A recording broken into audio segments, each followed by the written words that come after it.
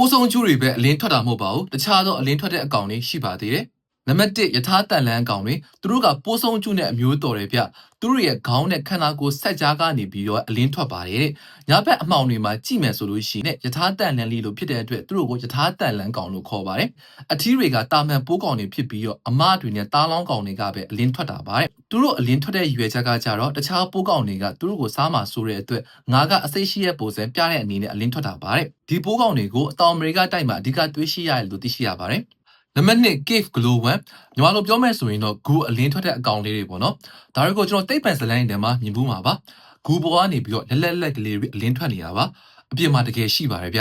ဒီကောင်လေးတွေကအမြင့်လေးတွေကိုဘလို့လှုပ်လဲဆိုလို့ရှိရင်သူတို့ပါဇက်ကနေပြီးတော့ထုတ်ပါရဲ့အပင့်ကိုလိုပဲဗျပြီးတော့သူတို့ရဲ့ဖင်ကအလင်းထွက်တယ်ဗျအဲ့ဖင်ကနေပြီးအမြင့်လေးတွေကိုအလင်းပေးတဲ့အချိန်မှာအမြင့်လေးတွေကအလင်းဖြာထွက်လာတယ်